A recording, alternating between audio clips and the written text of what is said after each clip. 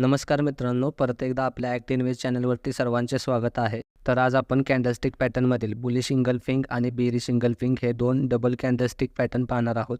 चला तर मग व्हिडिओला सुरुवात करूयात.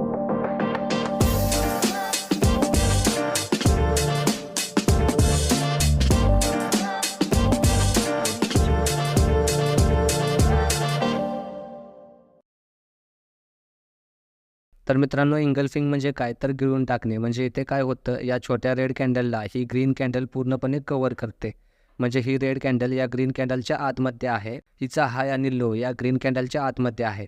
उदाहरण ग्रहणामध्ये कसं सूर्य पृथ्वीला गिळतो, कव्हर करतो, तसंच सेम इथे होतं. ही रेड कॅन्डल या ग्रीन कॅन्डलच्या आतमध्ये असते, त्यामुळे हिला इंगल्फिंग कॅन्डल बोललं जातं. आणि हा बुलिश पॅटर्न असल्यामुळे याला बुलिश इंगल्फिंग पॅटर्न बोललं जातं. यामध्ये पहिली कॅन्डल ही नेहमी बेरिश रेड कॅन्डल असते आणि दुसरी कॅन्डल ही बुलिश मोरोबुजी कॅन्डलसारखी असते. आणि या रेड कॅन्डलचा हाय आणि लो पूर्णपणे या ग्रीन कॅन्डलच्या आतमध्ये असला पाहिजे, तरच आपण त्याला इंगल्फिंग पॅटर्न बोलू शकतो. तर हा bullish engulfing pattern down trend नंतर सपोर्ट लेवलवरती बनत असेल तर इथून प्राईस वरती जाण्याचे चान्सेस जास्त असतात. आपण चार्टवरती पाहूया. तर इथे बघा, या डाऊन ट्रेंड नंतर इथे सपोर्टवरती हा बुलिश इंगल्फिंग पॅटर्न बनलेला आहे आणि त्यानंतर तुम्ही बघू शकता प्राईस इथून चांगल्या प्रकारे वरती गेलेली आहे.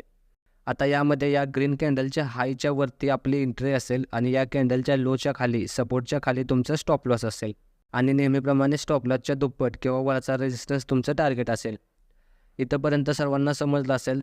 त्यानंतर आता आपण बेरिश इंगल्फिंग पॅटर्न पाहूया. तर बेरिश इंगल्फिंगमध्ये पहिली कॅन्डल ही ग्रीन कॅन्डल असते आणि दुसरी कॅन्डल ही स्ट्रॉंग बेरिश रेड कॅन्डल असते.